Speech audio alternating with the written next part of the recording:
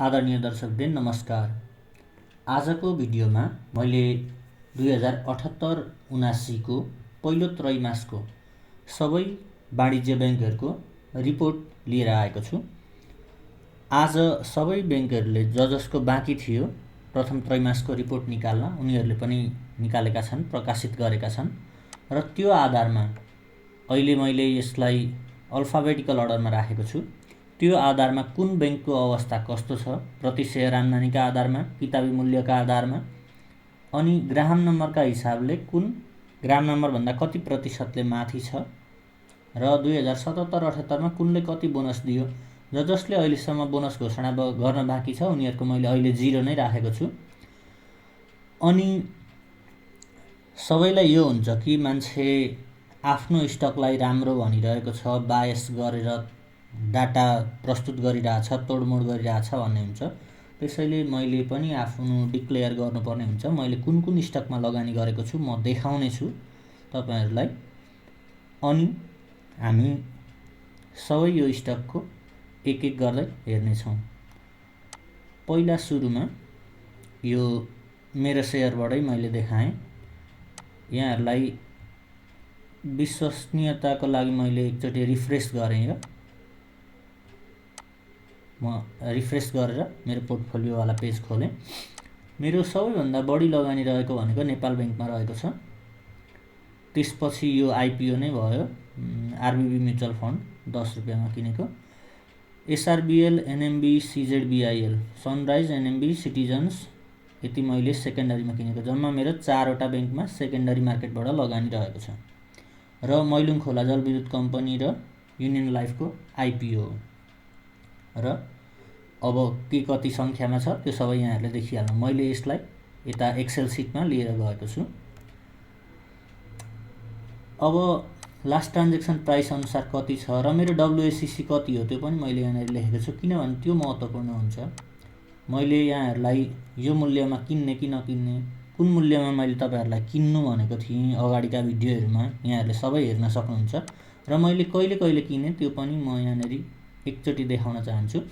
मेरो total investment अब डब्ल्युएसीसी यो हुनाले मेरो मेजोरिटी अफ इन्भेस्टमेन्ट नेपाल बैंकमा छ, त्यसैले म एनबीएल को मात्रै एकचोटि देखाइदिन्छु। बाँकीको एकदम नगण्य मात्रामा भएकोले नेपाल बैंकको मात्र पर्चेज सोर्स हेर्दाखेरि यहाँले देख्न सक्नुहुन्छ 433.94 हैन। अब टोटल इन्भेस्टमेन्ट 26,53,886 थियो, 2866। यो गर्दा पर्सेन्टेज प्रॉफिट र लस हेर्दाखेरि 8% प्रॉफिटमा छु म ओभरअलमा। मलाई घाटा लागेको एउटा मात्रै भनेको म्युचुअल फन्ड, यो त अब ठिकै छ 3% छ। यो सिटिजन्स बैंककोमा चाहिँ मैले यसमा 12% बोनस पाउनै बाँकी छ, त्यो गर्दा लगभग म 12% जति लसमा हुन्छु। नत्र अरु सबैमा ठिकै नै छ।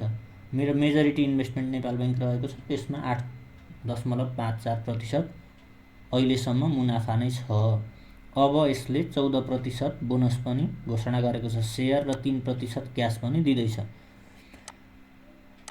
अनि कहिलेदेखि मैले लगानी गरेको हो त, यो चाहिँ 8% कति वर्षदेखि लगानी गरेर यति भएको हो कि भन्ने सन्दर्भमा मेरो ट्रान्ज्याक्सन हिस्ट्री एकचोटि म सरर देखाउन चाहन्छु। डेटका आधारमा हेर्दाखेरि मैले नेपाल बैंक अगाडि पनि मैले किनेर बेचेको थिएँ एकचोटि, तर अन्तिमचोटि यो अगाडि नेपाल बैंक किनेर यति बेला बेचिसकेको छु। मैले यति बेला रिइन्ट्री गरेको नेपाल बैंकमा फेब्रुअरी 11 2021 फेब्रुअरी 11। यसको मतलब 9 महिना जति भयो, धेरै भएको छैन। योदेखि बाहेक यस पछाडि नै मैले अरु बाँकी थप्दै गएको हो। ग्लोबल आइएमई थियो मसँग, ग्लोबल आइएमई सबै बेचेर नेपाल बैंकमा म शिफ्ट भएको थिएँ। त्यसपछि ग्लोबल आइएमई को 245 किताब बोनस पनि मैले बेचेको थिएँ। सबै यहाँ मैले गरेको कारोबारहरु यहाँहरुले हेर्न सक्नुहुन्छ। म यो सबै डिटेलमा देखाउन चाहन्न। अब अहिलेको कृषि विकास बैंकको आजको अन्तिम मूल्य अनि प्रकाशित Q1 को रिपोर्टका अनुसार सबैभन्दा बढी फर्स्ट क्वार्टरमा ईपीएस सबभन्दा बढी कुन बैंकको आएछ त्यो हेरौँ। पहिला NIC Asia, Siddhartha bank, Nobel bank र NMB bank, Everest bank. EPS यति देखाएका छन्। किताबी मूल्यका आधारमा सबैभन्दा बढीबाट सबैभन्दा कमसम्म पनि जाउँ एकचोटि। यो रातो के हो भने रातो लागेका कम्पनीहरूको चाहिँ बोनस एनाउन्स भइओरी बुक क्लोज पनि भइसक्यो। यानि कि यहाँहरूले आज यो कम्पनीको सेयरहरू किन्नुभयो भने कुमारी ब्याङ्कको, सिटिजन्स ब्याङ्कको, सानिमा ब्याङ्कको र माछापुच्छ्रे ब्याङ्कको यो वर्षको बोनस यहाँहरूले खान पाउनुहुन्न, 1 वर्ष पर्खिनुपर्ने हुन्छ। र अरू कुन कुनले बोनस एनाउन्स गर्न बाँकी छ म भन्छु। 15वटाले गरिसकेका छन्, 11वटाले छैनन्। अहिले हिमालय ब्याङ्क र नेपाल इन्भेस्टमेन्ट ब्याङ्कको सेयर कारोबार रोक्का गरिएको छ। त्यो बाहेक अरू यहाँहरूले जुनसुकै पनि किन्न सक्नुहुन्छ। अनि प्रति सेयर आम्दानी सबैभन्दा कम ब्याङ्क अफ काठमाडौँ लिमिटेडको 10.5, त्यसपछि सेन्चुरी, अनि सिभिल, कृषि विकास, कुमारी। यहाँहरूले अरूको कुन कुनको कति छ बिस्तारै पज गरेर हेर्न सक्नुहुन्छ। बुक भ्यालुको आधारमा सबैभन्दा बढी बुक भ्यालु, किताबी मूल्य अथवा नेटवर्थ पर सेयर सबैभन्दा बढी भएको कम्पनी नेपाल ब्याङ्क लिमिटेड, त्यसपछि नबिल ब्याङ्क, कृषि विकास ब्याङ्क लिमिटेड र एभरेस्ट ब्याङ्क लिमिटेड। बुक भ्यालुको मतलब यो हो कि आजको मितिमा कम्पनी बन्द भयो भने प्रति सेयर एउटा सेयर बापत सेयरधनीले कति रुपैयाँ पाउन सक्छन्, कति सम्पत्ति छ यथार्थमा, खुद सम्पत्ति प्रति सेयर खुद मूल्य त्यही नै हो। अब price to book value ratio भनेको एलटिपी, लास्ट ट्रान्जेक्सन प्राइस र बुक भ्यालुको रेसियोको आधारमा हेर्दाखेरि यो जति कम भयो उति राम्रो। प्राय 3 भन्दा कम भएकोलाई राम्रै मानिन्छ। अब हामीले अहिलेको परिप्रेक्ष्यमा हेर्ने हो भने 2 भन्दा कम भएको कतिवटा छन्? 6वटा company, bank of Kathmandu, Sunrise, Kumari, Century, Citizens र नेपाल ब्याङ्क छन्। यसमा पनि सिटिजन्स र कुमारीको बुक क्लोज भइसकेकोले प्राइस घटेको हो। अब यहाँहरूलाई यो वर्षको बोनस घोषणा गरेको नेपाल ब्याङ्ककै यहाँनिर माथि आएको छ। यो वर्षको बोनस खान पनि बाँकी छ र price to book value ratio पनि कम छ भने यहाँ भन्ने लाग्छ भने यहाँहरूले यो किन्न सक्नुहुन्छ। अब सेन्चुरीको के छ? डिभिडेन्ड एनाउन्स भएकै छैन, यसको पनि राम्रै छ, 1.94 प्राइस टु बुक भ्यालु, 243। यसमा क्यापिटल गेनको सम्भावना बढी छ, तर पहिलो क्वार्टरको रिपोर्ट अनुसार 12.06 मात्रै छ। इपिएस बढ्ने ठाउँ छ, व्यापार व्यवसाय बढाउने ठाउँ छ। 243 को सेयर 300 मात्रै पुग्यो भने पनि तपाईँले क्यापिटल गेन राम्रो खान सक्नुहुन्छ। अब सनराइज ब्याङ्कको 313 को हाराहारीमा छ, यसको इपिएस 18.16 छ। अब यो ग्राम नम्बर मैले योभन्दा अगाडिका भिडियोहरूमा पनि धेरै भनिसकेको छु। मेरो भिडियो रेगुलर हेर्ने मान्छेले ग्राम नम्बर भनेको के हो यहाँहरूलाई थाहा छ। यो चाहिँ सकेसम्म यो मूल्यभन्दा कममा किन्नु चाहिँ राम्रो हो, भ्यालु इन्भेस्टिङ। अब योभन्दा कम मूल्यमा पाइएन नै भने पनि सबभन्दा नजिकै कुन छ, कुन कति प्रतिशतले माथि छ, मैले त्यो आधारमा बनाउँदाखेरि पर्सेन्टेज एभव ग्राम नम्बरका आधारमा भ्यालु इन्भेस्टिङ नै गर्ने हो, ब्याङ्किङ क्षेत्रमै लगानी गर्ने हो यदि भने आजको मूल्यमा कुन ब्याङ्कको सेयर किन्दा उपयुक्त हुन्छ भन्दा। यदि तपाईँहरूलाई यो वर्षको बोनस खान त्यस्तो हतार छैन, के भएर यो वर्ष नभए अर्को वर्ष भइहाल्छ नि भन्ने लाग्छ भने सिटिजन्स ब्याङ्क र माछापुच्छ्रे ब्याङ्कको 8.43% यो निकै नै फरक छ। सिटिजन्स ब्याङ्कको किन्नुभयो भने 10% तपाईँको अरू ब्याङ्कको तुलनामा किन्दा चोखो फाइदा हो। तर अब एनसिसिबीको यो तिनटैको एनसिसिबी, मेगा र सनराइज ब्याङ्कको बोनस एनाउन्स भइसकेको छैन। कुमारीको बुक क्लोज पनि भइसक्यो। अब यहाँनिर हेरौँ ग्राम नम्बरभन्दा माथि 17 अलिकति कम छ, अरू 22, 22, 22, 23, 23, 23। यी कम्पनी किन्नमा तात्विक रूपमा कुनै पनि फरक छैन। फन्डामेन्टल्ली यी सबै कम्पनी मेरा लागि समान हुन् आजको मूल्यमा। तर कुमारी ब्याङ्कको बुक क्लोज भइसक्यो, त्यसैले कुमारीलाई मैले भनिनँ। Nepal bank, sunrise bank, mega र एनसिसिबी, मैले आजको मूल्यमा कुनै ब्याङ्क यदि किन्नु पर्यो भने यो 4वटा मध्ये कुनै एउटा किन्थेँ होला। म अहिले फुल्ली लोडेड भएको छु, म अहिले किन्दिनँ, तर पनि। र ग्राम नम्बरका आधारमा अब सबैभन्दा ओभर भ्यालुड भएका कम्पनीहरू, ओभर भ्यालुड भन्दा यो कम्पनीका सेयर होल्डरहरूलाई नराम्रो लाग्न सक्छ, तर तपाईँहरूसँग यो कम्पनीहरूको सेयर छ भने ठिक छ, तपाईँहरूले क्यापिटल गेन हरेक वर्ष बोनस खानुहुन्छ, राम्रो हो। जोसँग सेयर छँदै छैन, आजको मूल्यमा बजार पस्ने सोच्दै हुनुहुन्छ, उहाँहरूको लागि मैले यो भनिरहेको हो। र 77-78 कति प्रतिशत बोनस दियो त्यो आधारमा हेर्दा सबैभन्दा बढी बोनस सेयर दिने कम्पनी सानिमा बैंक रहेको छ अहिले घोषणा गरेका मध्येमा। त्यसपछि एनआइसी एसियाले 15%, सिद्धार्थले 14.25, नेपाल बैंकले 14%, माछापुच्छ्रे 13.3, सिटिजन्स 12.91। यो सानिमा, माछापुच्छ्रे र सिटिजन्सको बुक क्लोज भइसक्यो। त्यसैले बोनस सेयर बढी आउने र ग्राम नम्बरभन्दा पनि कम नजिकै भएको घुमाइफिराइ यसले नेपाल बैंक भन्छ। मैले यो नेपाल बैंकको सेयर नबेची बस्नुको पनि कारण छ, त्यो लाग्न सक्छ। त्यस्तो छ भने ठिकै छ, तपाईँहरूले मेरो पोर्टफोलियो हेरिसक्नुभयो। सिद्धार्थ बैंकको किन्न सक्नुहुन्छ, 37% बढी छ ग्राम नम्बरभन्दा र 14.25% बोनस सेयर पनि आउँदैछ। र यसपालिको पनि राम्रो निकालेको छ, इपिएस पनि 33.61 इपिएस निकालेको छ। यो कम्पनी मेरो पोर्टफोलियोमा छैन, यहाँहरूले देखिसक्नुभयो। अब एनएमबीको पनि राम्रै छ। त्यसपछि बुक क्लोज हुन बाँकी कम्पनीहरूमध्ये नेपाल बङ्गलादेश बैंक, ग्लोबल आइनी, यी सबै राम्रा हुन्। अब क्यास डिभिडेन्डमा सबैभन्दा बढी कुनले कति दिए, यो पहिला यो सबभन्दा कम कसले दिएछन् त्यो हेरौँ। सबैभन्दा कम बोनस सेयर दिने कम्पनीहरू मा घोषणा गरेको मध्ये कुमारी, जसको बुक क्लोज पनि भइसक्यो, 6% मात्र दिएको थियो, अरू सबैले 10% दिएको छ। एभरेस्ट बैंकले 6% बोनस सेयर र 4% क्यास दिएको छ, यसको बुक क्लोज हुन बाँकी छ। अब क्यास डिभिडेन्ड सबैभन्दा बढी दिने कम्पनी हेर्दाखेरि एभरेस्ट बैंकले 4.32, बिओकेले 4, नेपाल बङ्गलादेश, ग्लोबल आइनी, अरू सबैको त्यही 2-3 को हाराहारीमा छ। क्यास थोरै, बोनस सेयर बढी नै दिने ट्रेन्ड रहेको छ। अब घोषणा गर्न बाँकीले पनि त्यस्तै नै गर्लान्, क्यास थोरै देलान्, बढी देलान्, बोनस सेयर बढी देलान्। अब यहाँ तपाईँहरूले यो फर्स्ट क्वार्टरको इपिएसका आधारमा, बुक भ्यालुका आधारमा मात्रै हेर्नुभयो अरे बोनस घोषणा हुन बाँकी कम्पनीमा म गर्छु। यो भनेको कस्तो हो भने, यो माथिका कम्पनी जसले बोनस घोषणा गरिसके त्यसमा पैसा हाल्नु, पैसा थप्नु भनेको फलासमा कार्ड हेरेर चल्नु जस्तो हो।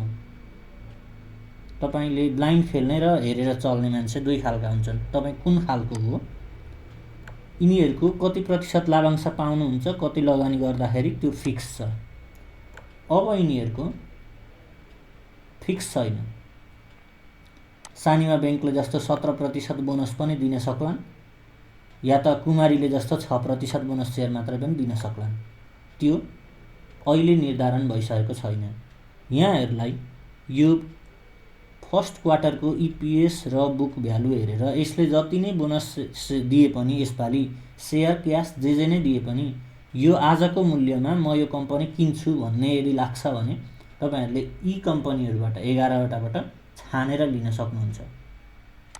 होइन, थाहा छँदैछ यसले यति दिन्छ, यिनीहरूले पनि योभन्दा बढीमा दिए, धेरै दिए, यति दिन्छ भनेर हिसाब गर्दाखेरि तपाईँलाई यहाँ घोषणा गरिसकेका कम्पनीहरू उपयुक्त लाग्यो भने ती पनि किन्दा हुन्छ। तर ग्राहक नम्बरको आधारमा र बोनस घोषणा गरिसकेका मध्ये मेरो टप 4वटा रेकमेन्डेसनहरूमा एनसिसिबी, यो त यिनीहरूको फेरि बोनस घोषणा गरेको रहेछ, तर ग्राम नम्बरका मात्रै आधारमा एनसिसिबी, मेगा, सनराइज र नेपाल बैंक रहेको छ। र बोनस घोषणा गरिसकेका मध्येको एकचोटि फेरि म देखाउँदैछु। एनआइसी एसियाको अलिक बढी नै छ। तपाईँले अब यहाँ मलाई अलिक भन्न अप्ठ्यारो भयो। यो सिद्धार्थ बैंक ठिक छ, 37% छ, तर जुन 23 भन्दा त अलिक माथि नै हो, 14% माथि छ ग्राम नम्बरभन्दा। नेपाल बैंक मेरो आफ्नै पोर्टफोलियोमा भएको सेयर भयो। एनएमबी पनि मैले भर्खरै 100 किता लिएको छु। कम्पेरेटिभली हेर्दाखेरि जसले बढी डिभिडेन्ड एनाउन्स गरेको छ, बोनस एनाउन्स गरेको छ र जसको बुक क्लोज हुन बाँकी छ, ती कम्पनीहरू हेर्दाखेरि यो 36% नेपाल बङ्गलादेश बैंक राम्रै छ। ग्राम नम्बरभन्दा 36%ले बढी।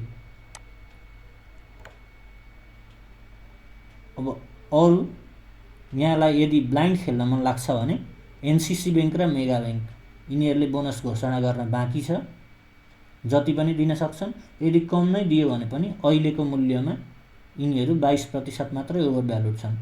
मतलब घट्यो अरे, मानिलिउँ तपाईँले किनेको मूल्य योभन्दा 20%ले घट्यो भने त के भयो त, झन् ग्राम भ्यालुमा आयो, बेस्ट बाई भयो। तपाईँले त्यति बेला जति पनि निर्धक्कसँग एभरेजिङ गर्न सक्नुहुन्छ। यसरी यो रणनीति बनाएर तपाईँले लगानी गर्नुभयो भने घाटा हुँदैन कहिले पनि। क्यापिटल गेनको सम्भावना अथाह रहन्छ र हरेक वर्ष बोनस सेयर पाउने, बोनस क्यास बोनस पाउने त्यो त छँदैछ। मैले धेरै सोचेर विचार गरेर यति थोरै कम्पनी राखेको हो। बिस्तारै बिस्तारै बढाउने विचारमा छु, तर अहिले अब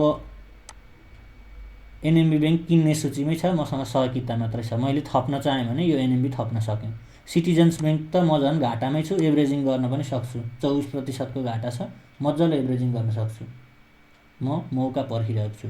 नेपाल बैंकको एभरेजिङ गर्न मलाई एकदमै धेरै क्यापिटल चाहिन्छ। म अहिले चुप लागेर होल्ड गरेर बोनस खाएर बस्ने विचारमा छु। सनराइज बैंकको ठिकै छ, तर यिनीहरूको भन्दा अलिकति बढी नै लगानी लाग्ने हुन्छ। यहाँहरूले पनि त्यही अनुसारले डाइभर्सिफाई गर्दा पनि खालको स्टकमा डाइभर्सिफाई गर्नु पर्यो। बढी मूल्य हालको पनि केही किता किन्नुहोस्, थोरै मूल्य हालको कुनै किता किन्नुहोस्, अनि त्यसपछि आफ्नो क्षमता अनुसारको तपाईँले एकैचोटि 10 लाख छ 10 लाखको सेयर किन्नुभयो, घट्यो भने तपाईँको एभरेजिङ गर्ने पैसा पनि हुँदैन। 3-4 वटा कम्पनीमा 2-2 लाखको किन्नुभयो भने अनि 4-5 लाख रुपियाँ बाँकी राख्नुभयो, 5 लाखको 4 वटा कम्पनीमा हालेर राख्नुभयो भने घट्यो भने एभरेजिङ गर्नुहुन्छ, बढ्यो भने क्यापिटल गेनको सम्भावना त छँदैछ। अब दोस्रो त्रैमासिकको रिपोर्ट आएपछि पुनः एकपटक यस्तै खालको इपिएस Q2 को आधारमा, बुक भ्यालुको आधारमा, ग्राम नम्बरको आधारमा कुन बैंक कुन अवस्थामा छन् र मेरो पोर्टफोलियोमा के कति परिवर्तन भयो त्यो सबै लिएर म आउने नै छु। यहाँहरूलाई केही बुझिएको छैन, केही कुरा सोध्न मन लागेको छ भने तल कमेन्टमा निर्धक्कका साथ सोध्न सक्नुहुन्छ। म यहाँभन्दा खुलस्त रूपमा अब मैले योभन्दा के देखाउने, मैले तपाईँहरूलाई पोर्टफोलियो देखाइसकेको छु, मेरो पर्चेज सोर्स देखाइसकेको छु, मलाई कति नाफा घाटा भएको छ देखाइसकेको छु र यो आजसम्म प्रकाशित गरेका सबै बैंकको डाटा देखाइसकेको छु। यहाँहरूले आफ्नो स्वविवेकले निर्णय गर्नुहोस्। घोषणा हुन बाँकी कम्पनी किन्ने कि घोषणा भइसकेका कम्पनी किन्ने कि र ग्राम नम्बरको आधारमा कुन चाहिँ बेस्ट बाई हो त्यो पनि यहाँनेरि दिएकै छ। यो रातो भएको कम्पनीहरू किन्नुभयो भने 1 वर्ष पर्खिनुपर्ने हुन्छ बोनस खान, अरू किन्नुभयो भने ठिक छ यही वर्ष खान पाइन्छ। हवस् त, अर्को भिडियोमा फेरि हाम्रो भेट हुने नै छ। त्यतिन्जेलसम्मका लागि नमस्कार।